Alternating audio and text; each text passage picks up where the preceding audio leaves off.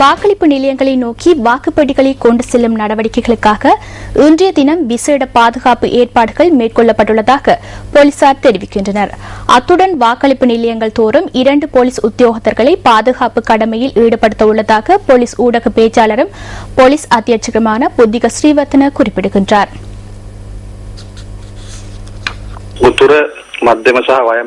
வடக்கு மத்திய வடமேல் மாகாண சபைகளுக்கான தேர்தல் 21ஆம் தேதி நடைபெற உள்ளது. இதனை முன்னிட்டு வாக்குப்பெட்டிகள் மாவட்ட செயலகங்களூடாக வாக்களிப்பு நிலையங்களுக்கு கொண்டு செல்லப்பட உள்ளன. வாக்குப்பெட்டிகளை வாக்களிப்பு நிலையங்களுக்கு கொண்டு செல்வதற்காக போலீஸ் பாதுகாப்பு வழங்கப்பட உள்ளது. அதேபோன்று வாக்களிப்பு நிலையங்கள், வாக்கெண்ணும் நிலையங்கள், ரோந்து சபைகள் மற்றும் ஏனைய பாதுகாப்பு ஏற்பாடுகளின் பொருட்டு போதிய எண்ணிக்கையிலான போலீசாரை கடமைகளில் ஈடுபடுத்துவதற்கு நடவடிக்கை எடுக்கப்பட்டுள்ளது. தேர்தல் தினத்தன்று வாக்களிப்பு நிலையங்களுக்கு உரிய பாதுகாப்பை வழங்குவதற்கும் போலீசார் நடவடிக்கைகளை மேற்கொண்டுள்ளனர். குறிப்பாக அமைதியான தேர்தல் ஒன்று நடத்தப்படுவதற்கான ஒத்துழைப்புகளை அனைத்து தரப்பினரும் போலீசாருக்கு பெற்றுத்தர வேண்டும்.